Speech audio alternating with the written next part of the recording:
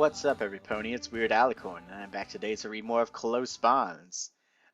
So if you guys remember correctly, last time we read the prelude to the 20th chapter, and today I'm going to be reading the 20th chapter, entitled Arrival. So yeah, last time stuff happened. This time, I assume more stuff is going to happen. So let's drop it like it's hot. Close Bonds, 20th chapter. You wait outside room 405, idly tapping your foot and leaning on the wall across from the door. Just as you are about to leave to go steal some candy from Cream, the door opens. "Hey, Rainbow," you greet as a happy-looking Pegasus steps out of the room. You kneel down and hug her, and she wraps a hoof around your neck as well. When you break the hug, you remain kneeling for the purpose of speaking face to face. "So how'd the cast removal go?" you ask, looking past her to see her now liberated wing. "Oh, you wouldn't believe how amazing this feels," she exclaims, displaying both her wings with a whoosh of air, before quickly pulling them back in and wincing. "Ow. Rainbow, don't do that," Sweetheart hisses, standing behind her. "I just got your cast off, and I don't want to have to put it back on again." She shakes her head, taking a deep breath. "Okay, Rainbow. Like I said, it'll take some time before you can actually fly again. For now, though, you're going to need to wrap your wing." Like just once? Or do I have to do it over and over again?" "Once a day, and it's easier if you have help." Sweetheart turns her head in your direction. You nod. Okay, I can see where this is going. "Right. Now, come along, you two," she says, turning down the hall. "I need to show you how to wash the wing and apply the gauze correctly." Dash raises an eyebrow. "I think we both know how to wash a wing already." "An injured one? There's a big difference," the doctor explains. "And it's mostly for Ivan anyway, no matter how good he may be at cleaning you." Oh yeah, cleaning. We know all about that from the last chapter, right?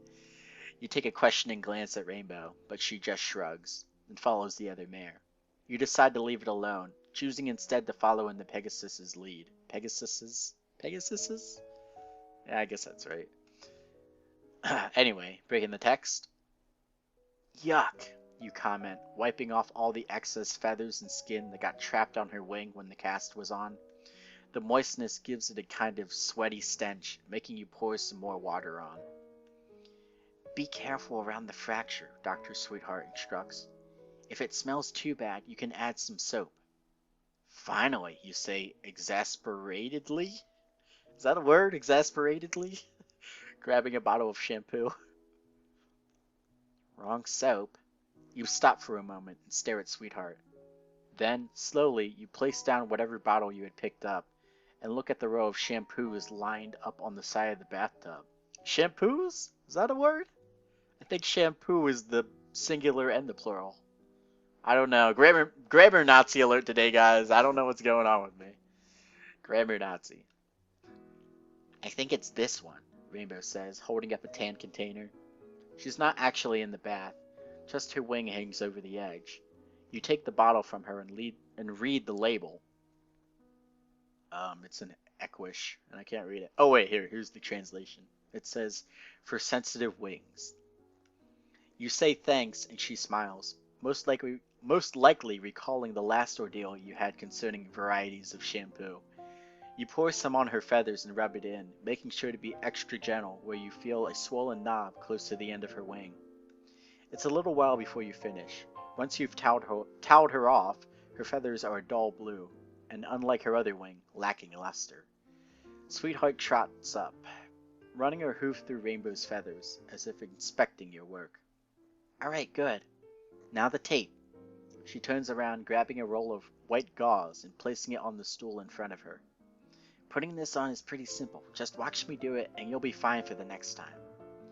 As she goes along, she explains to you little things that you might not be able to notice by simply watching. Luckily, the spot where the wing was fractured isn't too near a joint, she mentions, so you're able to wrap the tape tightly, if not too tight as to hurt Rainbow. "Try to change it at least once every 2 days. Once a day is best, but if you can't get around to it, then every other day is fine as well," she says, handing you 2 rolls of gauze. "This should be enough to last you until the next checkup. Come back to me in, say, 3 weeks? and I'll tell you how you're doing. Alright, cool. You glance at your watch. Well, thanks for everything, sweetheart. It just feels weird calling her sweetheart, like he's like she's his girlfriend or something. Thanks, sweetheart. uh, thanks for everything, sweetheart. We have to go home and get ready. Twilight's expecting us tonight, and I don't want to have to take the late train in. Aren't you riding first class? You get to have a whole cabin to yourself with room service, and those heavenly beds. I don't know, are train beds known for being very good? I mean, you're bouncing around the whole time while you're in them, because the train's moving. The thought of sleep obviously appeals to her, as early in the morning as it is. Yeah, but ordering food and drink will probably cost money. I'm staying in the Candlelock Castle, where there's even better beds, and I'll most likely end up falling asleep on the train anyway, regardless of the time. And, you add, flashing a smile at Rainbow, we're probably going to do some sightseeing. I know for a fact this little Pegasus here has been itching to get out of this hospital and go do something. Rainbow Dash kicks each of her hind legs outwards as if stretching. Hell yeah! I've been locked up in this damn place for over a week. I can't wait to get some fresh air. Sweetheart chuckles. Touche to you, Ivan. And you lucky ducks. Lucky ducks? Really? Funny how all this falls on a Monday, she alludes, a jokingly suspicious tone in her voice. Hey, you're the one who planned to take Rainbow's cast off today, not me, you say, putting your hands up defensively. She shakes her head, smiling. I know. Well, you two have a good time, and good luck. Thanks, Rainbow. Or, thanks, sweetheart. I'll see you when we get back, you say, turning to leave, but not before waving to her. You stop by Rainbow's room, grabbing your bag of clothes and toiletries, and throwing in your new rolls of tape as well. As both of you near the exit, Cream makes sure to send you off with a warm goodbye. Alright, Cream, I'll see you later, you wave. You open the door, holding it open for Rainbow before you step out yourself. Ah, it's bright, Rainbow gasped, shielding her eyes. She's like Smeagol. It's so bright that like it hurts us. It's fine by me if you hiss like a vampony. You can turn into a bat and fly ahead to the shadows, you tease. Oh wait, I forgot. Can't fly. Damn! Just going right there, are we? You receive a good punch for that. You'll admit, you definitely deserve that one. The rest of the walk goes quietly. Only the occasional stop to say hello to a pony and ask how they're doing. You assume that Rainbow's simply savoring her new freedom. Rainbows. Okay, I get what they did there. When you get to your house, as expected, there's yellow tape all around the front yard. Crime scene investigation, Ponyville. I'm just picturing Caruso with ponyfied Caruso with sunglasses on, and the Who theme going in the background. Looks like this murder. I can't think of a good line to say. Looks like the cat's out of the bag. Yeah! You approach the guard in front of it, pulling out a letter from Twilight and showing it to her. Or showing it to him, rather. He takes it, inspecting it for a moment before handing it back. We were informed of your arrival before Hoof. Before Hoof? Really? Enter the premises through the back door. Stay out of the living room. You frown, tucking the letter back into your pocket. Being told what to do in your own house doesn't exactly sit too well with you. You enter through the back, stepping into the kitchen. You glance at the fridge, knowing better than to open it and see just how much of your food is spoiled. If it's in the fridge, why would it have spoiled? I mean, I guess like if it's gone by a week. I don't know. Would everything spoil in a week? I don't think many things would spoil like in 1 week. Would they? Maybe like lunch meat or something would get all slimy and nasty. Milk probably would be alright though. Depending if you open it or not already. Anyway, enough about hygiene with me, kitchen hygiene with weird. As the two of you walk down the hall, you both stop to look into the... What? You both stop to look out into the living room. That doesn't make sense, does it? Look out into? The place where it all went down. Something that astounds you, yet doesn't surprise you, is the sheer amount of collective blood. It's all in the rug, the majority of it mixed in with the shattered glass, and around the spot where Scootaloo's dad lost his leg. That boy just chopped that shit off like it was Blade. For a split second, you begin to feel a hint of regret over your actions. Perhaps you'd been a bit hasty in your decision making. Dude, you just fucking chopped off the guy's leg. It's amazing. However, upon recalling Rainbow's shuddering, pain form huddled close to the ground that night, any remorse is gone in an instant. Rainbow opens the door to her room, and you continue walking until you've come to yours. You step inside, sighing once you realize that the sheets on your bed still haven't been changed. It was an exciting month. Oh, did they have sex that night too? Ah, yeah, that's right. Ah, that was a long time ago. Making me remember back, Sneaky. Jeez. It was an exciting night in more than one way. More ways than one, rather. As you sift through your closet, looking for suits suitable for rendezvous with a princess, you hear the thud of a semi-soft material hitting the rug. Ready. You turn your head around. Rainbow sits on the ground, a suitcase in front of her, looking up at you. Her expression reminds you of a faithful dog waiting for its master. Okay, what a way to describe your girlfriend, jeez. Alright, you say, turning back to the closet. Just gotta find something nice to wear, and we'll be off. She says nothing, just trots over to the other bed. Or to the bed. Is there another bed? No, there's only one bed. There's only one bed here. You hear the bed squeak when she places her hooves on the edge of the mattress, but then quickly withdraws them. You chuckle to yourself. The soft plodding of hoof steps makes its way towards you. Then, unexpectedly, you feel two forelegs wrap around your upper leg. You look down to find that Rainbow is hugging you. You raise an eyebrow. So, what's this for? She doesn't answer immediately, taking the time to squeeze you harder for a moment, and then reluctantly let go. I don't know. I just needed it. You pull out a plastic bag, placing inside 3 suits with the hanger heads poking out. And why is that? She looks around. I feel kind of uncomfortable. For as long as I've lived here, this has kind of become my home.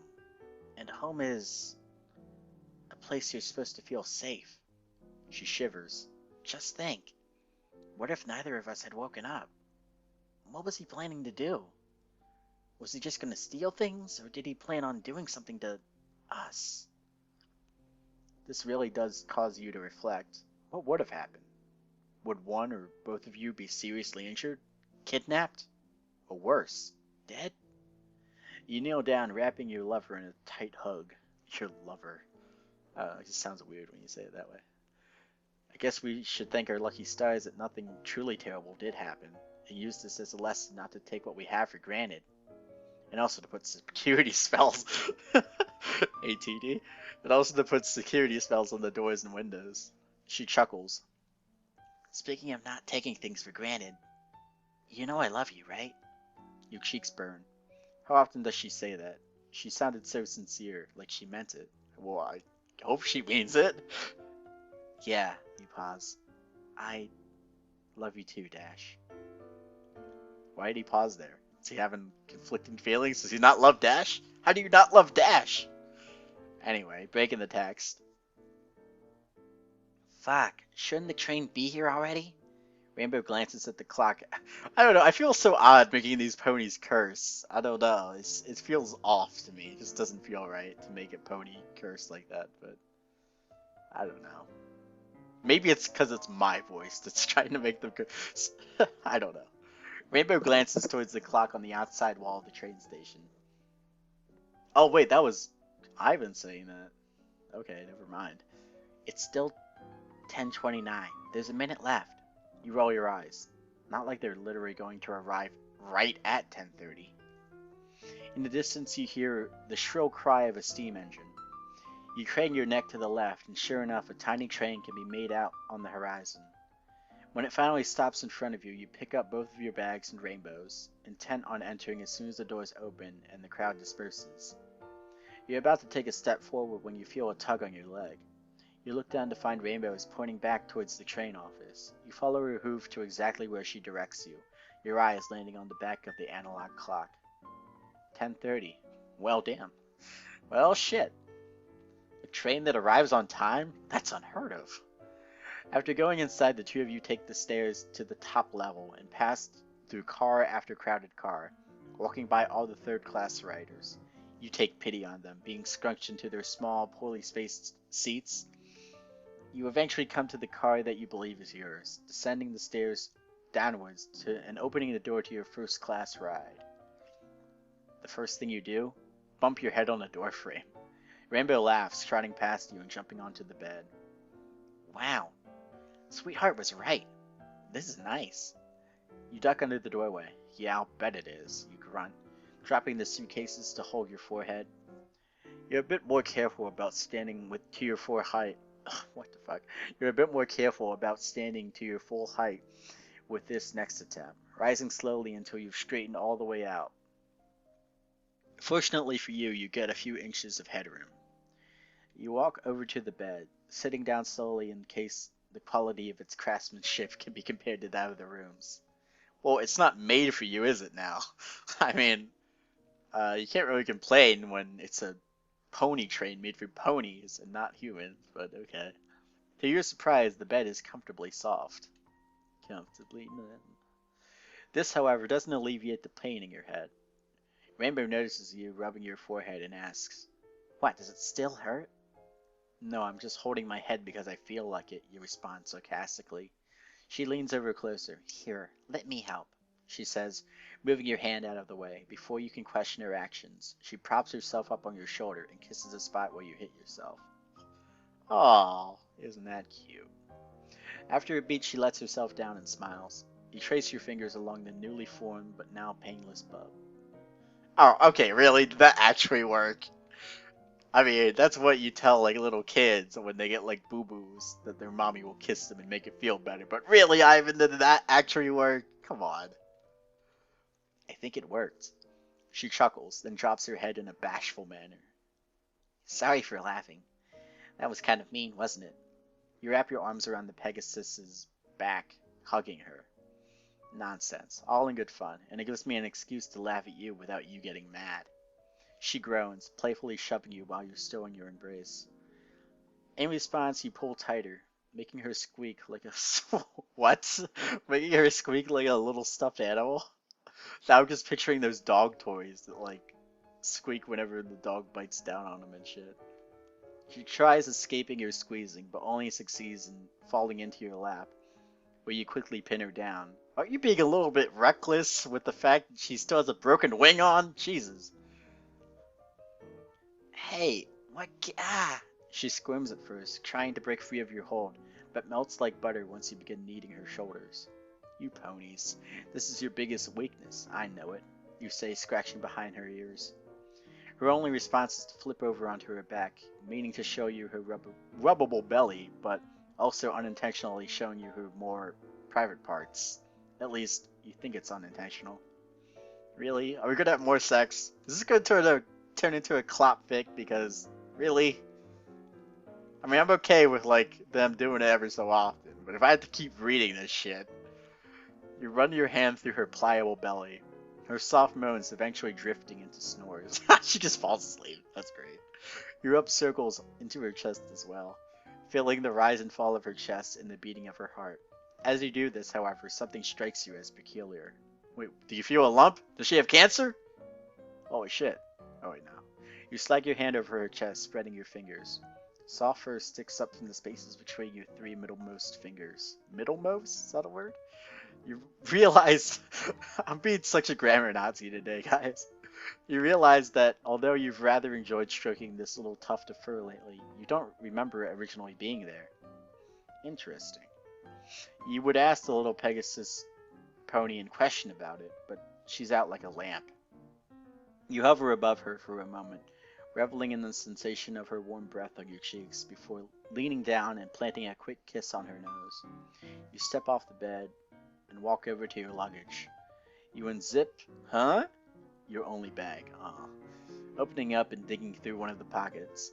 You hear a crumbling sound and touch something papery. You grab it. Papery? Is that a word? I don't know, there's so many words in here that I've never really, I don't think are words. I think he's just kind of making them up as he goes along. You grab it, pulling out what seems to be a note with a list on it, or something. Well, you tell me! You're writing the damn story! You begin reading the contents of the paper. What the fuck? You take back what is rightfully ours. Oh, to take back what is rightfully ours, we must 1. Secure the beer. 2. Ascend from below. 3. Rain soda. 4. Unleash the herd. 5. Skewer the tall beast. 6. Wield a hoof of iron. 7. Raise hell. 8. Drink. The hell is this? That's what I want to know. And more importantly, how did it find its way into your bag? You set the eerily familiar chant aside. Is that supposed to be a reference to something that I'm not getting? I feel like it is. I don't know. Someone tell me what that is referencing, because I can't think of it off the top of my head. You set the eerily familiar chant aside. Just one more thing to ask Rainbow when she wakes up. The second time around, you manage to find what you're looking for. You pull out your iPod, or you pull your iPad. Ah, my God, I can't talk. You pull your iPod out of your case, unwrapping the earphones around it and turning it on as you walk back to the bed. You sit down, then stick the earbuds into your ears. Well, yeah, where else would you put them? As you're scrolling through your own music selection, you feel a tug on your shirt. You take the earbud out of one ear and turn to look at Rainbow, who now seems to be awake. Can I hear? She asks. You hand her the earbud, and she sticks it in the best she can without getting stuck in their ear. You place a random song, or you put on a random song and lean back, lying next to your little pony. Of all the songs in your library, the one to come on is Chasing Cars by Snow Patrol. Oh. Yeah, I know that song. I don't really remember how it goes though. I know Snow Patrol, I do listen to them sometimes, but they're kind of like indie rock, kind of poppy rock. I don't really remember how the song goes. I'll read the lyrics though. We'll do it all, everything on our own. We don't need anything or anyone. If I just lay here, would you lie with me and just forget the world? A warm body snuggles up close to your own and rests your head in the crook of your neck. The both of you stare. The both of you? Yeah, I guess that's right. I would say the two of you stare up at the ceiling, just letting yourselves become in tune with each other's breathing.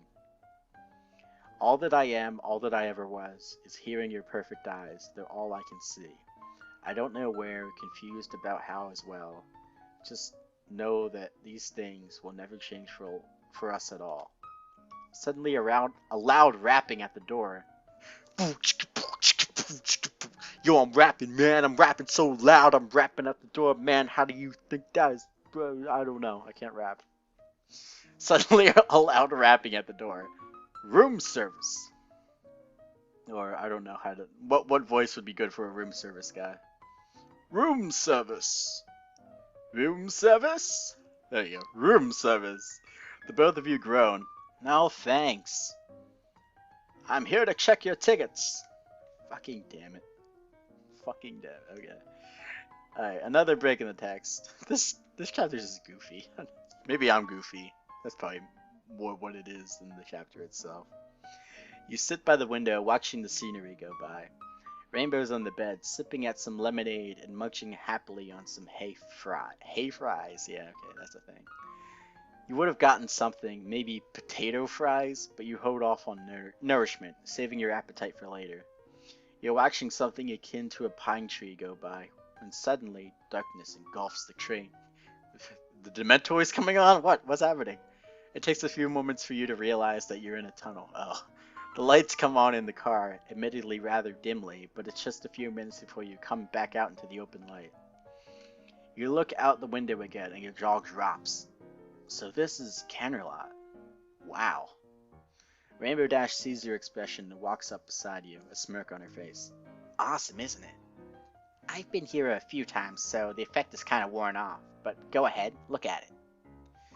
You don't respond, more intent on the colossal castles. You've never actually seen a castle before, as you've never gone outside of the continental US. Yeah, we don't have any castles in the US. But you're pretty convinced that there can't be anything this magnificent back on Earth. You finally decide to bring your eyes downward, focusing more on the inhabitants of this marvelous city. What surprises you is the diversity of the population here. Minotaurs, buffaloes, zebras, or zebras for you foreigners, horses, griffins, and to an extent, diamond dogs? Is that David Bowie or is that a diamond dog? Ponies still make up the majority of the population, but there are still a large number of non-native species, most of which you've only heard or read about until today. And so many of them are wearing clothes. You feel right at home.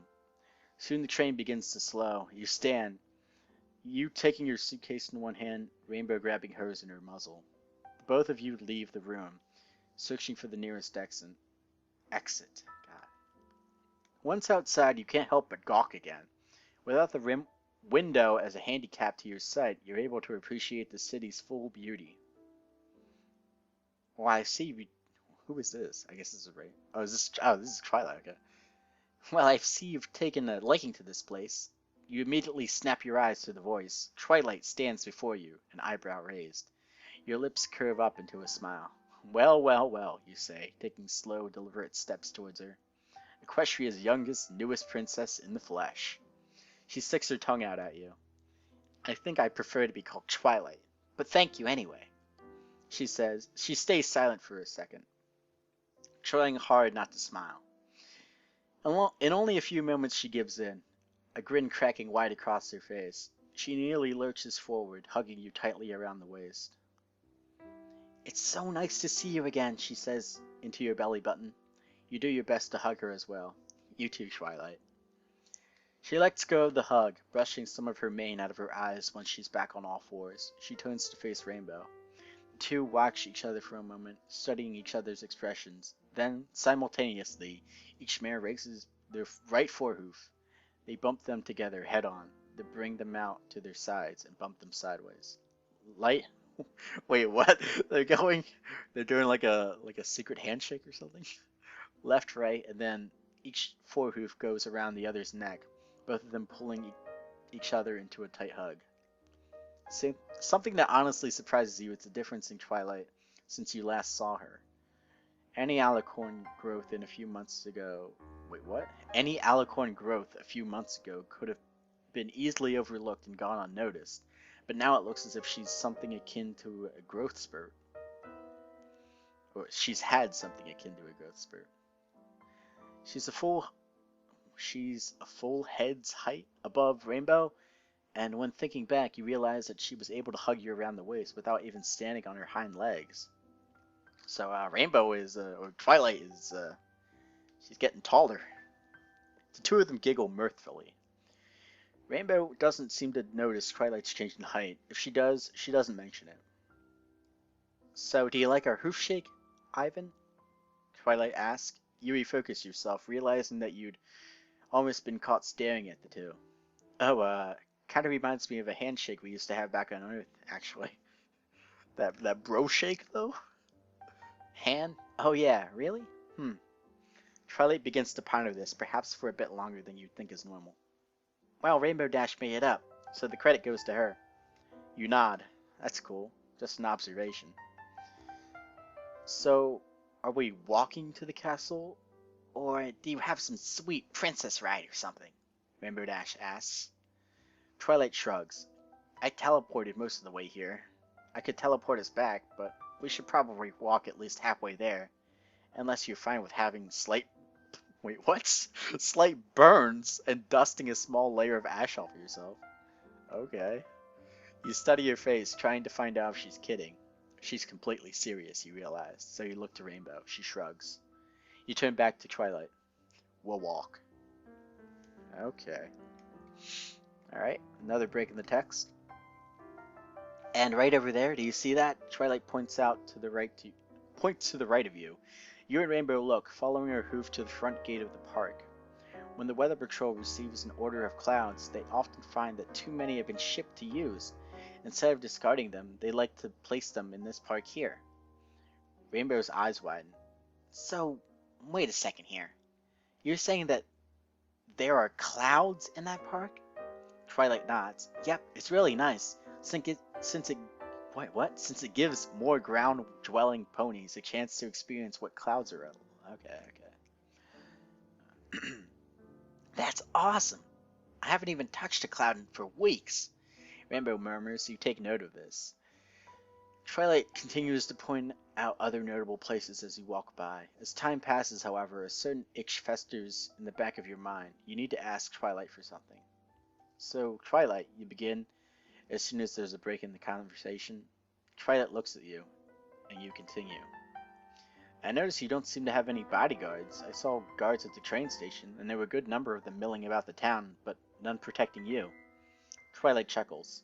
What do you expect? A squadron of guards following me around in formation?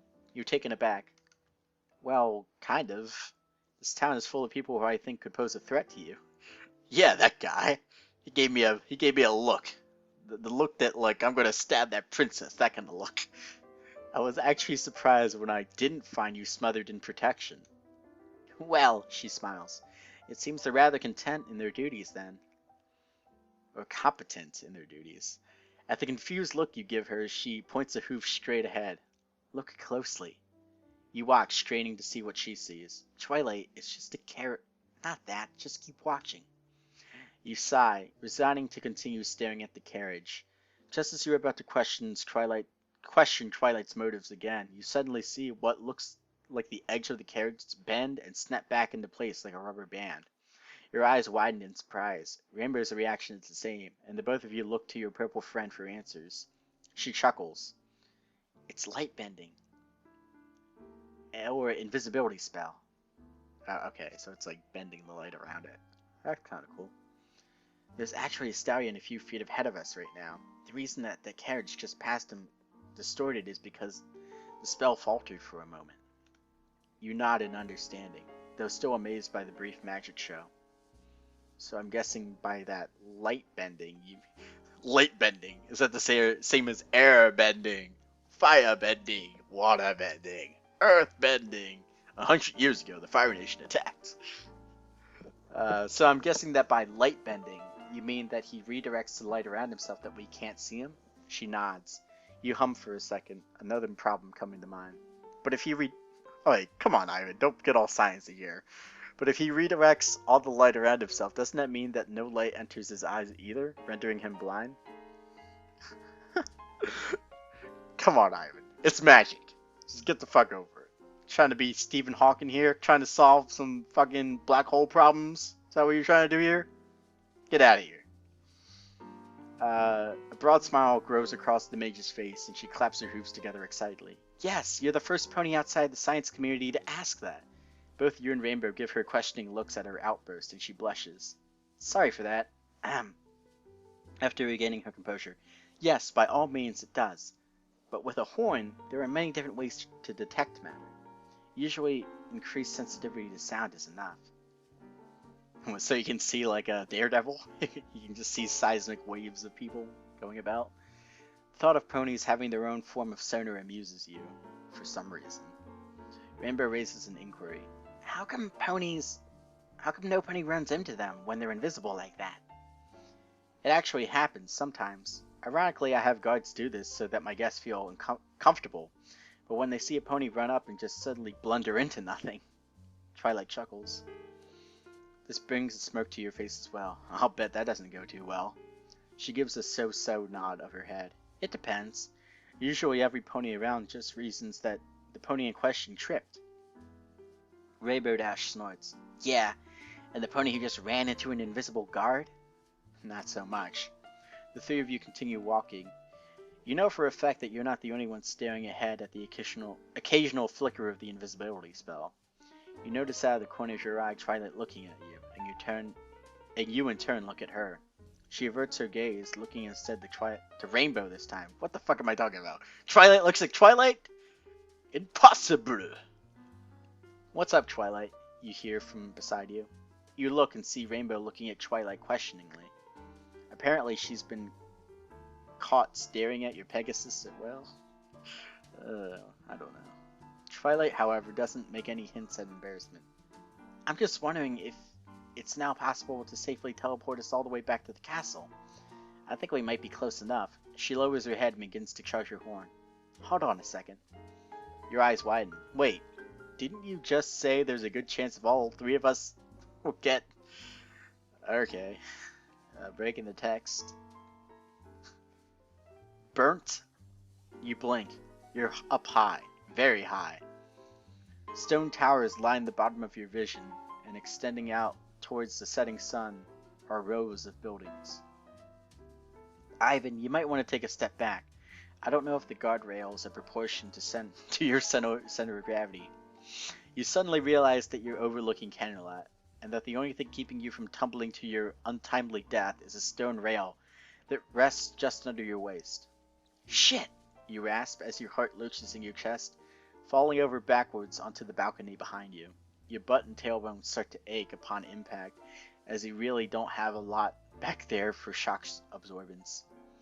But you're more worried about keeping as low to the ground and as far from the exits as you can.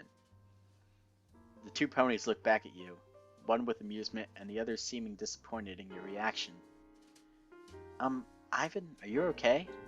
Twilight asked, bemusement evident in her tone. He's just scared of heights. Rainbow rolls her eyes, trying to hold back a chuckle. He acted like this once, when I let him ride on my back while I was flying. That's not why... Well, kind of. But in my defense, you said you wouldn't do barrel rolls. What? Barrel rolls? Do a barrel roll! And shit like that. You shake your head, trying to breathe normally and restore yourself some rational thought.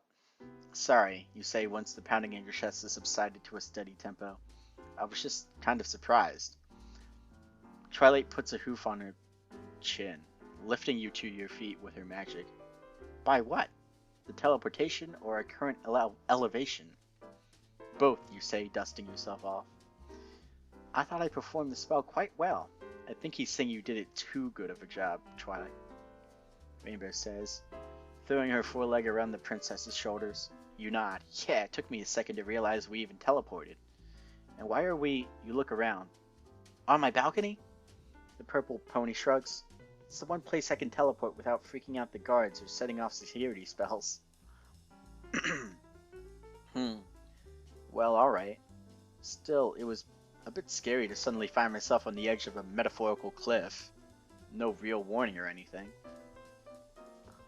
Wait, it's not a metaphorical cliff if there's actually a cliff. That's a literal cliff. I don't think you understand the word metaphorical.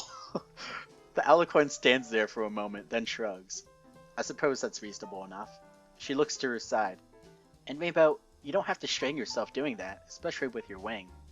Twilight gestures towards Rainbow, or more specifically the awkward position she's in. Even more awkward is the effort it takes to actually remove her foreleg from over Twilight's shoulders, leaving her blushing and avoiding eye contact with you while you smirk at her. Having a little trouble there, Dash? She sticks out her tongue, leading Twilight to cough into her hoof. Okay, I suppose I should show you your room. Oh, sorry guys. I had like a weird burp in my mouth there. I didn't want to burp into the mic. Okay, I suppose I should show the two of you to your room. You'll get the grand tour later. You two are fine sharing a room, right? You and Dash share a shit-eating grin. Twilight sees this and blushes. Forget I asked. Just come with me. Another break in the text. So many breaks in the text, man. What's up with this? Ah, this is so nice. Rainbow stretches out on the bed, a few pops sounding off as she does so. You walk over to the window and open the blinds.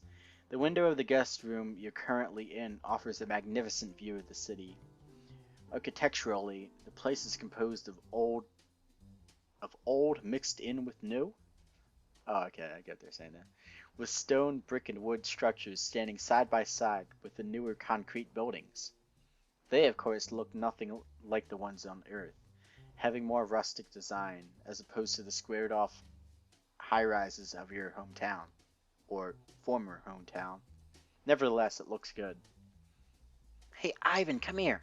You need to try out this bed. Dash calls from across the room. When you turn around, she's on her back, 4 hooves behind her head, one leg crossed over the other. You decide to sit on the couch, set in place to the side of the window, seeing how the Pegasus will react. She looks at you, seemingly slightly irritated. What are you doing? Sitting on the couch. She gives you a look. And why would you sit on the couch when there's a perfectly good bed over here?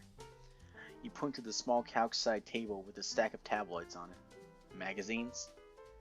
Whatever, sit yourself. She closes her eyes, sinking back further into her pillow.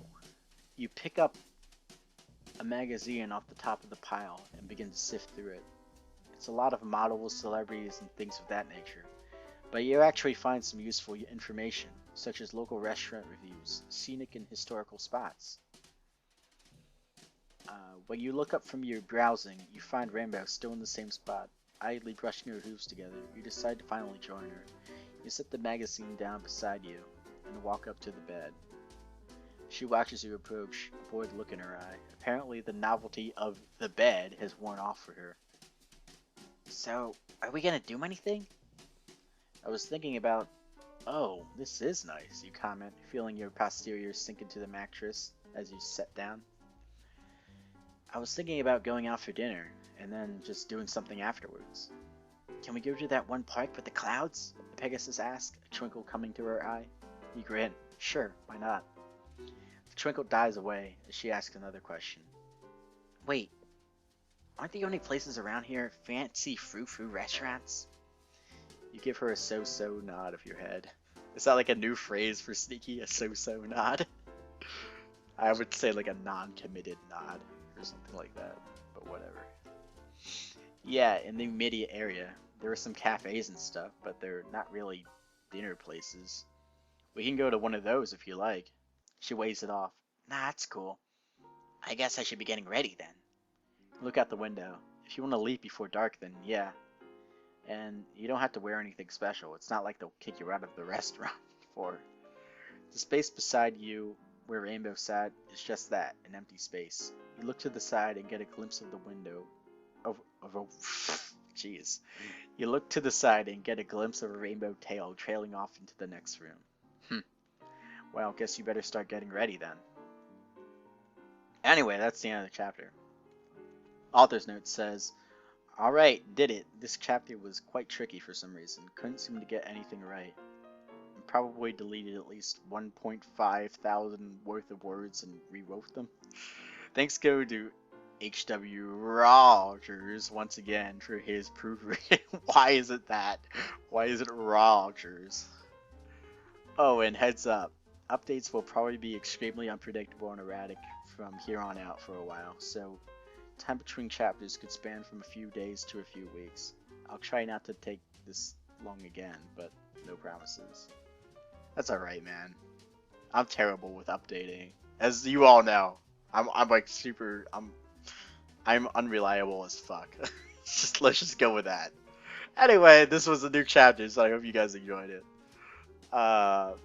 And hopefully I will be able to kick my ass into gear and do the next one pretty soon. But yeah, I wanted to get this out. There'll probably be more videos out this week as well for the, I have other stories I need to finish up. But yeah, I'm glad you all stuck around this long, and I will be back with more reading, hopefully soon. Bye-bye. Bye.